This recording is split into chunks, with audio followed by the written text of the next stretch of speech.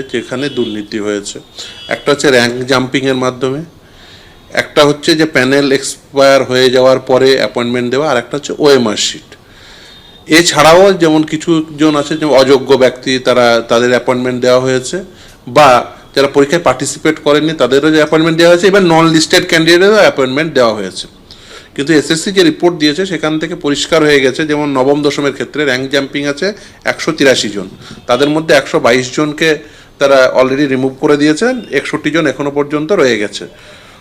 একাদশ দ্বাদশে 139 জন র্যাঙ্ক জাম্পিংয়ের মাধ্যমে চাকরি পেয়েছে বলে তারা রিপোর্ট দিয়েছেন, কিন্তু কাউকে এখনো পর্যন্ত বের করেননি। অপরদিকে ওএমআর শিট ইস্যুতে যেমন নবম দশমে 952 জনের ওএমআর শিটে ম্যানিপুলেশন আছে, তাদের মধ্যে রেকমেন্ডেড হয়েছেন 823 জন। 1 নাম্বার বৃদ্ধি পেয়েছে এরকম ক্যান্ডিডেট আছে 15 জন, যেটা আদালতের নির্দেশের ফলে।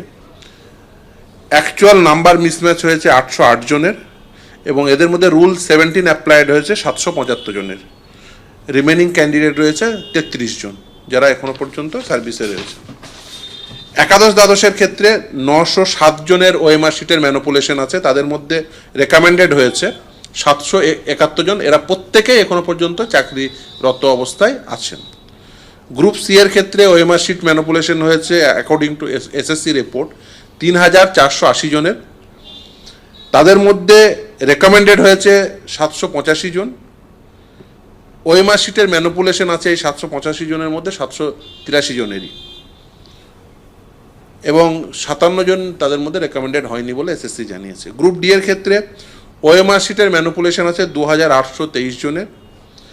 এই 2823 জনের মধ্যে গ্রুপ ডিতে 1741 জন তারা রেকমেন্ডেড হয়েছে, এবং ওএমআর শিটের যে নাম্বারের মিসম্যাচ ওএমআর শিট এবং সার্ভারের, সেটা হচ্ছে 1741 জনেরই, 170 জনকে রেকমেন্ড করেনি।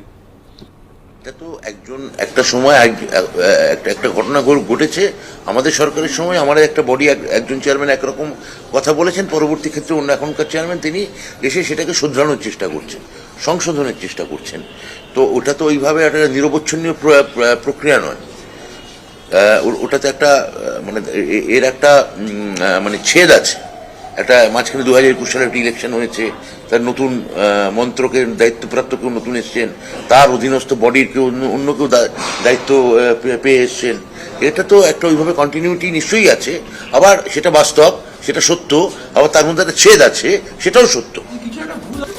আইসিসি নিয়ে কথা বলতে পারবে। একদিকে আজ আদালতে এসএসসি হলফনামা দিয়ে জানালো যে 3টি পরীক্ষায় 8500 পদে বেনিয়ম হয়েছে। অন্যদিকে এসএলএসটি চাকরি প্রার্থীদের সঙ্গে আজ শিক্ষামন্ত্রী ব্রাত্য বসুর দ্বিতীয় বৈঠক ছিল, যেখানে বৈঠক শেষে চাকরি প্রার্থীদের বলা ডেডলাইন অস্বীকার করলেন শিক্ষামন্ত্রী ব্রাত্য বসু। চাকরি প্রার্থীরা 1 ফেব্রুয়ারি ডেডলাইনের কথা বললেও নির্দিষ্ট তারিখের কথা বললেন না ব্রাত্য বসু।